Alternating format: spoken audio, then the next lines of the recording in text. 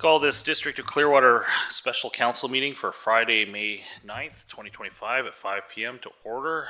I would like to begin by acknowledging we're fortunate to be gathering together on the unceded territory of the Simpcw people who have been caretakers of this land since time immemorial. Are there any light items to add to the agenda? Seeing none, can I get a motion to adopt the agenda as presented? Moved by Mackenzie and Councillor Matheson. All those in favor? That passes. Moving all the way over to new business, we have a staff report related to the OCP and recommendations. Thank you, Mr. Mayor. So the purpose of this report is to ask council to award the contract for the update to the official community plan. By way of background, the OCP is foundational to the district. It sets direction for future development for all types of land uses, including residential, commercial, industrial, and institutional. Visioning process will profoundly impact the look and feel of Clearwater in the future, as long as we have some of the development which will actually change that look and feel of Clearwater in the future. The district received a grant from the province to enable the update to the official community plan, and that's a 100% funding of what we're proposing here. This grant fully funds the update. The underlying reason for the province funding these updates is to ensure that the changes to housing regulations which were mandated by the province are included in our OCP. Even though I may say that we're exempt from a number of those housing changes due to our fact that we're a population of under 5,000. Methodology for OCP is broad public engagement. During the development of the OCP, the goal is to talk to as many residents and stakeholder groups as possible. And it's not just about their vision for Clearwater, although that's important, but about what their own needs are relative to living or working in the community. So hopefully if we see some gaps there, the OCP helps to address what those gaps are. One of the changes which does impact us in Bill 44 is to remove public hearings from zoning changes allowing housing. So if we have a rezone, particularly towards developing more housing, if that rezoning is consistent with the OCP designation, we are no longer allowed to hold public hearings on that. We've probably all heard about that in the past. The rationale there is, I believe the province is trying to speed up the process, trying to avoid what they affectionately term as NIMBYism, and what neighbors just don't want that thing on beside their property. So, but that has removed the ability of residents to officially comment at the time of a rezone application on proposed developments. This effectively moves the time for public engagement back to when the OCP is being developed. Because like I said, if it's in the OCP and consistent with the OCP, then we don't have public engagement. And it's not mentioned in the report, but most municipalities, as they work through their relationships with First Nations, the First Nations engage at the OCP level, not at the rezoning level. So if a rezone is consistent with the OCP, that typically would not you would not re-engage with your First Nation partners. If it isn't, if you need to do an OCP change at the same time of a rezone, then you would have to do the First Nations engagement. So that change has increased the importance of the OCP and the corresponding importance of public engagement. So we put out the RFP. We had it out there, I believe, for 3 weeks and a bit. It was posted as on BC Bid as per our purchasing policy, and we had 3 qualifying responses. We included in this report is there's 2 things. There's how we ranked the proposals coming in, and it's on the last page on this report, which is page 8 of 15 of your agenda. That's directly out of the RFP that we put out, which says here's how we'll gauge any of the proposals coming forward, and we had 3 of those. So the 2 top ones, as per our RFP, would be selected for an interview, and that was a panel interview. So that was done as well, and the panel consisted of myself and Director Alsted and Jenna Campbell, as well as Councillor Frizzle, what graciously gave us her time to help us to not only review the proposals, but to sit through the interview process. So, of the firms responding, the two firms that scored the highest on the submission were True Consulting and Urban Systems Limited. Kind of unsurprising, the last time we went out, those were the same two firms that responded. Both of those are high quality firms based in Kamloops, which has an advantage for us being that they're relatively close. They both have experience with OCP development and are familiar with Clearwater. Both of these firms were interviewed by that same evaluation panel. We only interviewed the top two firms. And the questions of that interview, it was a structured interview, so they were asked the same questions, and the questions are on page 7 of 15. That's how we focused the interview. It was an hour-and-a-half interview for each firm. The prices quoted for the baseline OCP development are listed on the page there. True Consulting at $124,850 and Urban Systems at $125,000. So price is not the issue here. It was not under consideration. Given the similarity in pricing, the proposed evaluation was based entirely on the quality of their submissions and the quality of their interview. And the results of that process that process results in staff recommending True Consulting. And that was a unanimous recommendation of the panel, so that's staff and our council participant.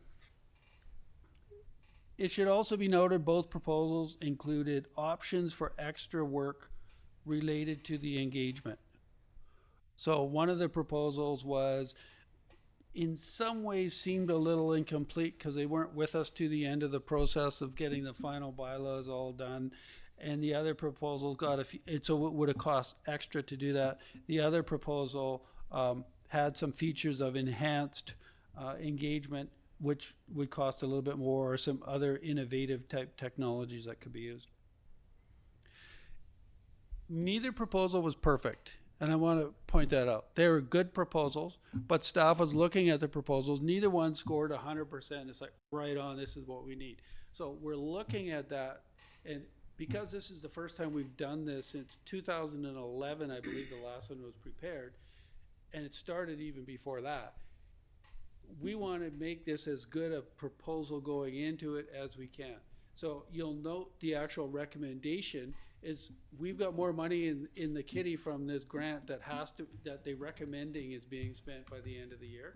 So we're proposing that we negotiate with the successful candidate and say, here's the things we want you to enhance to make this as good a proposal as possible.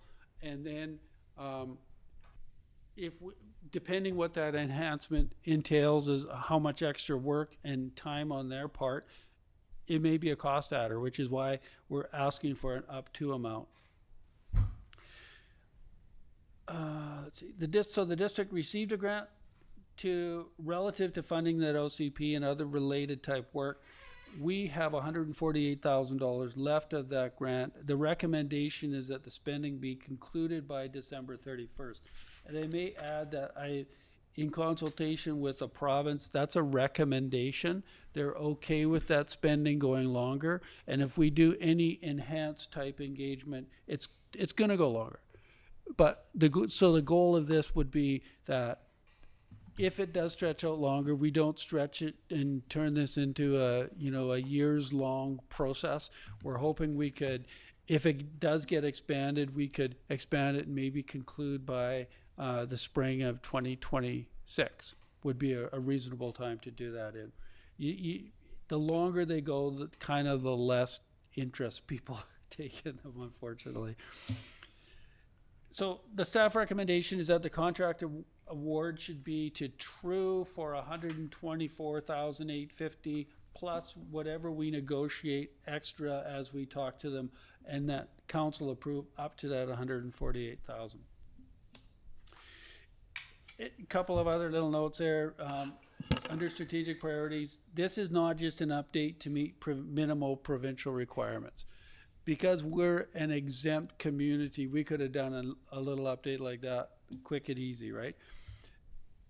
But there's been significant changes to the community from the previous OCP. When that last one was done, we still had a sawmilling industry in this town. Now we don't.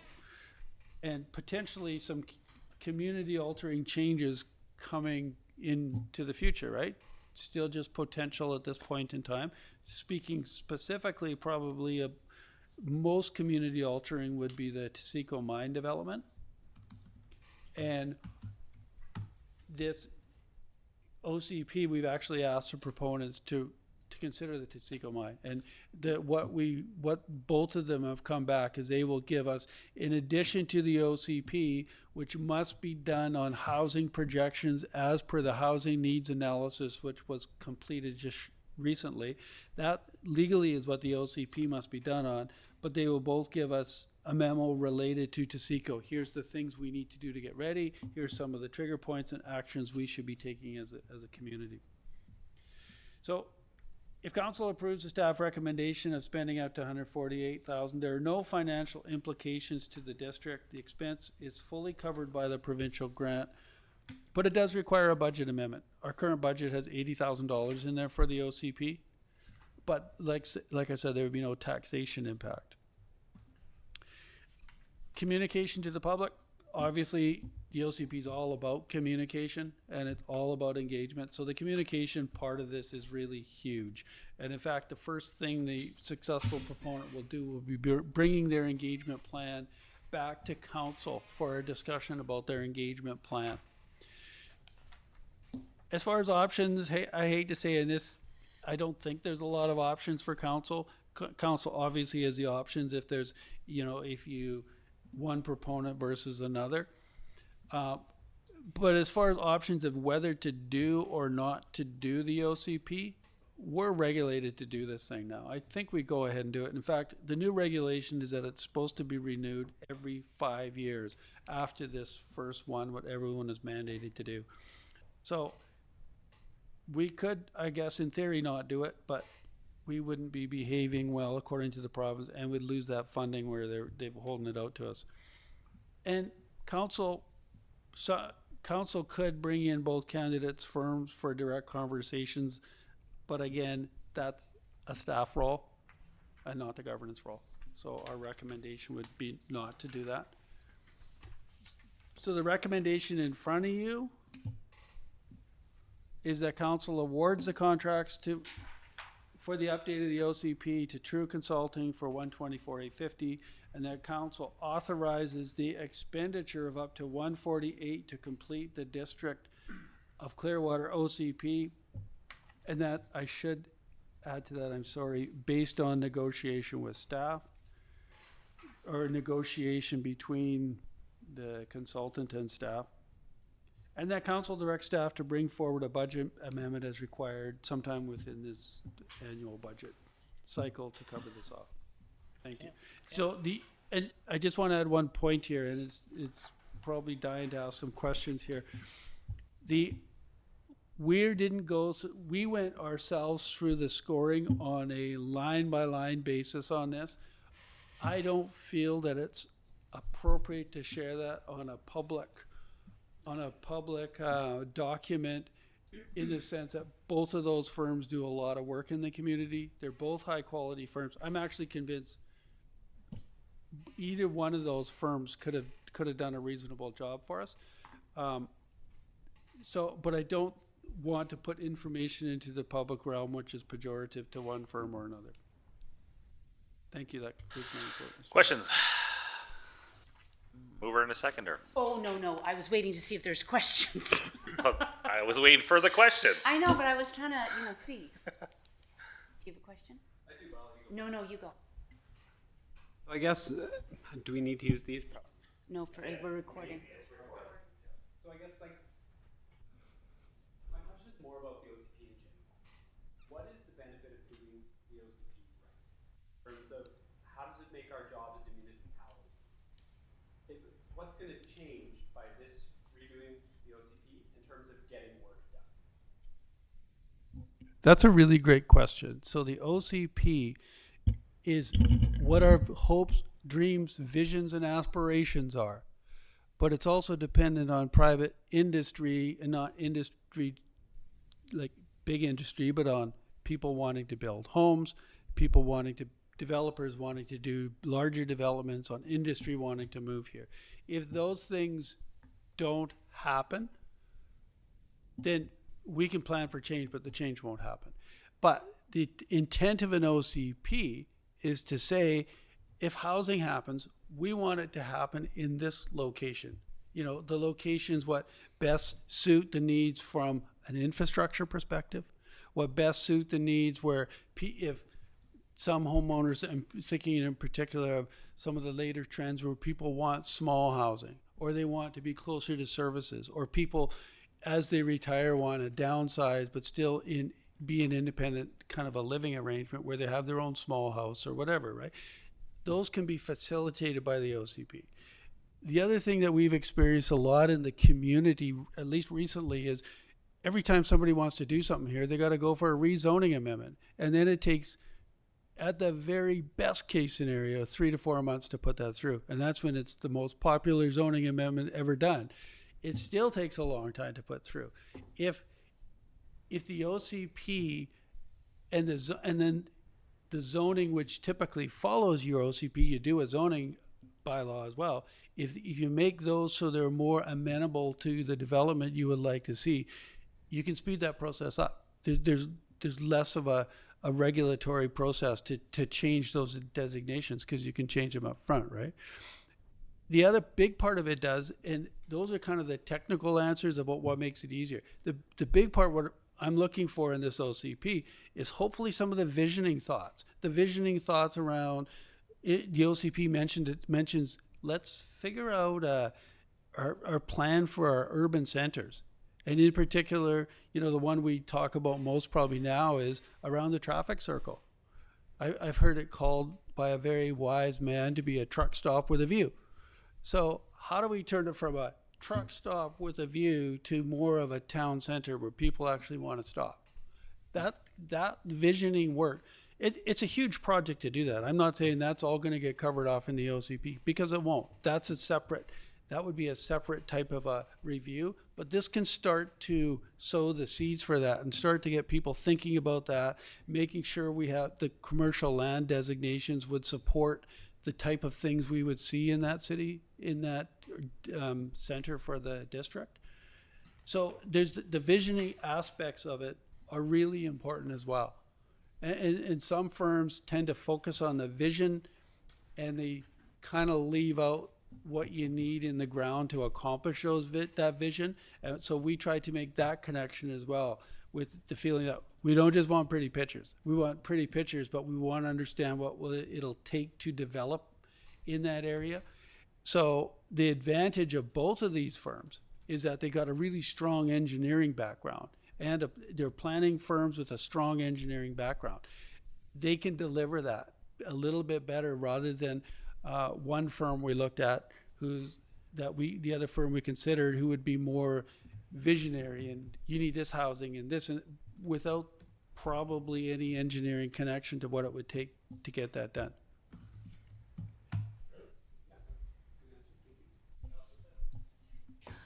What was the differential between the two? So like an 8 out of 10 versus a 9 out of 10? Is that something that you would feel you could share? Sure. So the first part, which was the actual evaluation of their proposal, our estimate was 4.5 points in favor of True, and that was out of 80. We gave 80 points for that, with 4.5 points in favor of True. That was unanimous. Some were a little bit more, some were a little bit less of the panel that did it.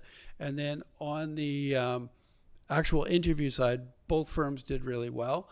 True, again, had just a slight edge, maybe a 0.5 point edge over Urban Systems. So it sounds like in all areas it was quite close. It was quite close, although quite a bit of difference between approach and everything else, right? These are different firms with different ways of approaching the situation.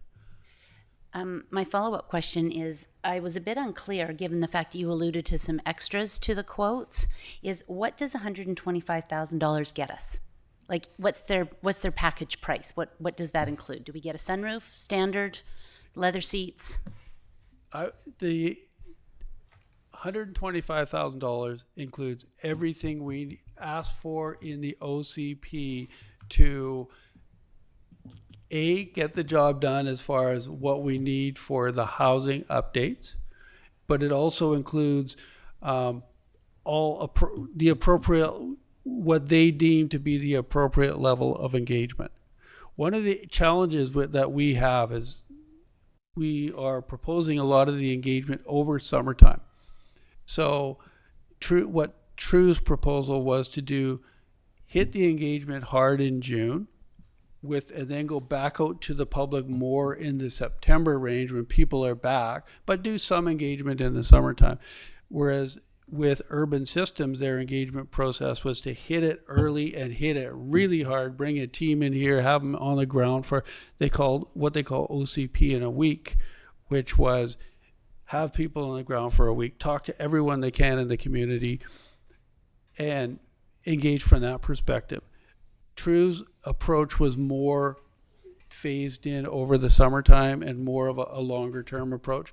If there's extra dollars we want to spend, I actually want to spend even more on the engagement process, because I believe that's the heart and soul of the OCP. If you don't do good engagement, it's a bit of a weak document, right? And the problem with summertime engagement is a lot of folks aren't here in the summer, or they're busy in the summer, they're on vacation. The problem, if you don't do some engagement in the summer, you miss out people who are here and the tourists and everyone else who come and enjoy the community, right? And their viewpoints are important as well. So I think a longer period for engagement is a bit of a stronger approach. So besides that, what I am wondering is did they provide some references for other communities that they've done OCPs for? Yes, they both firms provided references for other communities, and both firms have done OCPs for smaller communities such as ourselves and mid-sized communities. And on the experience of doing OCPs, Urban Systems is a much bigger company. They got branches all over the place, so they've been involved in many more OCPs. Anything else? And I guess my last one is we've had a number of interactions with True Consulting over the DCCs, and we haven't had an update for that for a while. And I'm just wondering, is that from our side, or are they still collating data to bring back? I'm just looking at timelines for some of these past projects. No, that's a really interesting question, and it kind of does relate, because the OCP, as you recall, we took it out, we had a few public engagement sessions, and then the next phase in it was to put it together and do some detailed consultation with actual developers on it. And particularly, it's around that second special area along Park Drive. We've been engaging in those conversations for months now. So what the DCC development pointed out, and once we started engaging with developers, is the DCCs that we first came to council with that special section for Park Drive, every developer there had told us right up front, we won't develop at that DCC rate. So we've been looking at alternatives and trying to figure out how to make it so that it works better for developers, but it doesn't put a huge amount of cost onto the district, right? So I would say the process is slow, but it actually has been followed. It is that engagement part with it. And the question I was just asked, I believe it was last week from True Consulting, was, do we go ahead with the rest of the DCC changes and leave that one area out while we're figuring it out? And at some point we may choose to make that step, right? Because we know what the rest were. Council already weighed in on that. We removed some components that we thought, are we ever going to build this? So, but the problem is then you have the DCC conversation with council twice, and you have so they're trying to be efficient with it, but the process is being followed. It's just a slow process, in particular on that one area. And my very last question is, was it True who did the consultation that we had on the evening session about those areas? So that was theirs, because they had in the corner, that was their engagement plan. That's how they chose to engage. Like, they initiated it.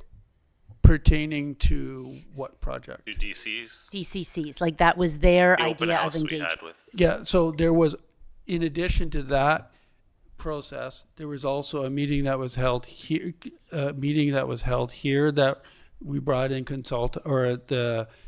the developers, and then as well, we individually met with all the large developers and laid out what that DCC Yeah, program. So and it the was- purpose of the question was just, that would be an example of seeing them in action with engagement. I would say yes, but planning engagement is different than specific when you're on more of a technical topic like that. That technical topic tends to be much more engineer driven and much more what's the cost and what's this and this and what's got to happen first to make development happen. Whereas when it's planning, it's more of an open type, let's catch the vision here. And I have to say, one other significant difference on their engagement is that Urban Systems plan is for fewer meetings but large community meetings. Bring everyone in, big tent, have them all in there and have the discussion. And one of the things I actually liked about True's proposal was that they were more into smaller meetings, stakeholder groups, whereas people with similar interests, let's see what they need. And they're open to having lots of those with various interest groups sounds pejorative, I don't mean it to be, but various people with commonalities, right? So that their viewpoints really get to come across without it just being kind of a, here's what we're planning for the whole thing and get everyone respond. And I think the issue with that is, in those really large meetings have a good potential to go a bit sideways depending what the hot issue of the day is for residents or whatever, right? Whereas the more focused stakeholder meetings, I believe, actually can lead to better information. Thank you very much. Yeah, no, I agree with that last point. We've dealt with both companies, and they definitely are different. I also note in my dealings with both companies in this role and just out there in the world, the people that generally, there's overlap between the engineering side and the people that do the consultation on things like OCP, but they're not the same people on all of them. There are specialties, or there are people that are good at community engagement, and there's people that are good at explaining how pipe systems work. So yes, they're not always the same person. So. Can't even do that. Well, there's we pay for people with a certain level of expertise, and it's not always that they can run the prices right or be And it could be convenience. the audience. Yeah. So- So yeah. Okay. Any further questions? Thank you for the work on this. I think that's great. Do I have a mover and a seconder then? If there's no moved, seconder on this, seconded by Councillor Fizzle. Further discussion? Go ahead, Councillor Sam. I'm going to vote against this particular company, and the reason for it for me is I find that we've done a lot of work with this company, and I recognize that the engagement on what was said was really valuable and their approach. But I am really interested in somebody who doesn't know us and hasn't known us for a while and giving it. And I think that the engagement piece, given their experience in communities and having done some various sort of research on their different communities, that's an easy one that could be amended. I just really would like to see somebody who's got it with fresh eyes for me, and I haven't been able to fully understand always what's come across with the company that we've worked with for a while, and it could just be that the relationship for me is too familiar, so I would like outside eyes. And given that everything was so close, right down to price and even the ranking, I'm going to vote against this.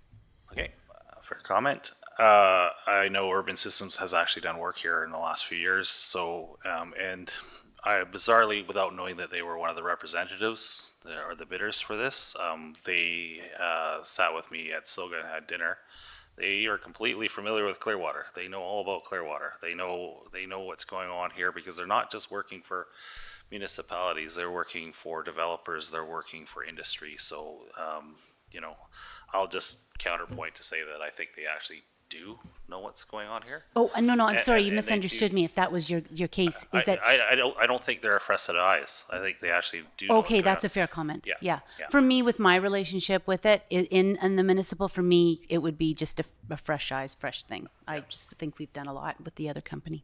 Okay. Okay. No further comments or questions? All those in favor? Okay. Opposed and noted? Opposed and noted. Okay. Moving on to item 13.1. There is a staff recommendation, a staff report, but this is basically adoption of the 2025 annual tax rates bylaw 324/2025. Questions of staff? Comments? If not, mover and a seconder. I would like to ask a question, Yep. if I may. I think that we've got in, and you can tell me if this is not the place to ask the question, and that's okay, because then we'll move on. But I've really thought a lot about some of the placements that we've had in our budgets for the Yellow Iris, and the fact that we are looking for it as grant dependent. And I am concerned about that because there's not necessarily grants coming. And there was this great quote the other day, and it said, you know, when you look at a budget, you can tell the values that, you know, a council or deciding body chooses for that. I see a lot of furrowed brows. I just want to know with these budgets if we will have enough room that we can address that situation that has been brought to our attention over and over. And again, this is why I say this may not be the time for this question, but we don't have any grant funding and we don't have any money allocated for that part of our lake. I thought we had an invasive species reserve or pot. It's and grant, I think. Yeah. Yeah, I thought there was a small section set aside each year for the yellow iris. Yeah, go ahead. And I also don't agree that there aren't going to be available grants. That's not what I'm seeing through the TNRD. Go ahead if That's you good want. to know Yeah, too. yeah. I thought it was, go. We're just checking, but we think we actually did fund that out of surplus Okay. at one Hey, point. and that would be good. It's just really kept me up, and so that's why I'm asking. And Yeah. The Yellow Iris issue is also one of the issues we'll be talking with the Simp First Nation on as well, because it is impacting the it is a natural concern. environment, right? Yeah. And that may impact what the actual game plan is and what the expenditures are moving forward. But I believe that at one point we had said, let's find a good community fund to do it out of. And then we said, no, let's take this out of the unallocated surplus. I believe that's the answer, but Linda's probably going to correct me. Yeah, and I think at some time in the future, it'd be worth bringing up if it's Catherine Tara Hassoff or whatever from ENRD Invasive Species to do a public meeting on that specifically, an engagement session with the lake shore stakeholders, because there's a lot of misconceptions about yellow iris there, and then with actually it'd be great if we could get a representative of some First Nation there on that one as well, because they absolutely have an interest in that as well and have expressed an interest in it. So anyways, Just to answer your question, Councillor Sim, the Yellow Iris project for $50,000 was funded through surplus for $18,590 and funded from reserves, the LCAP reserve for $31,410. okay, that's right. Great. Thank you. Moving forward, we have it funded through surplus. okay. Very, very much. Okay, now do we have a mover and a seconder? Moved by Councillor Matheson, I'll second. seconded by Councillor Sim. District of Clearwater, 2025 Annual Tax Rates Bylaw Number 324/2025, a bylaw to establish 2025 annual tax rates. Whereas pursuant to Section 165 of the Community Charter, Council has prepared a 5-year financial plan for the period of January 1st, 2025 to December 31st, 2025. And whereas the 5-year financial plan as presented has been considered and approved by Council. And whereas it is necessary under Section 197 of the Community Charter to establish tax rates to raise the revenue for municipal purposes identified in the 2025 of the year 2025 of the 5-year financial plan. And whereas to meet its taxation obligation in relation to other local governments or public bodies, certain amounts are to be collected for the year 2025 by means of rates established by the District of Clearwater. Now therefore the Council of the District of Clearwater in open meeting assembles and acts as follows. This bylaw may be cited as the District of Clearwater 2025 annual tax rates bylaw number 324 2025. All those in favor? And that passes unanimously. And I believe that's it for the agenda. If I'm not seeing anything else, motion to adjourn. Frizzle, Matheson, all those in favor, we have adjourned.